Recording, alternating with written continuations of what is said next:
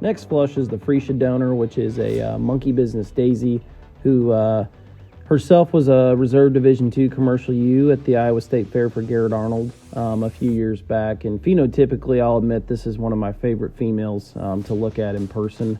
But her flush to Chief, again, another one that maybe wasn't overzealous in terms of numbers, but two males that I think are extremely high quality.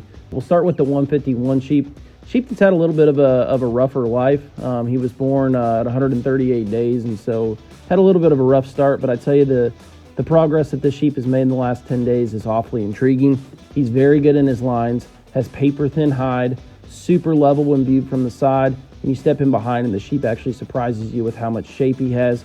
Handles with a ton of tone. Another one that I think will stay a little bit more moderate in terms of like an early state fair, but one that has a ton of feeding miles on him and will travel just fine into the fall.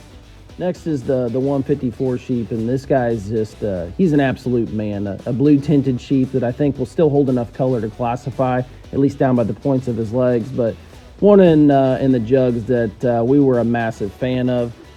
Took his CD and tee shot pretty hard, limped around for about a week, but I can tell you this sheep is up and going, and he's ready to roll. This one's mass and muscle is very unique. Huge caged, really large rumped, and you view him from the side. That's the type of sheep that takes banners at state fairs. Another one that I think will be ready to roll early and has the chest and shoulder hold up just fine through the fall.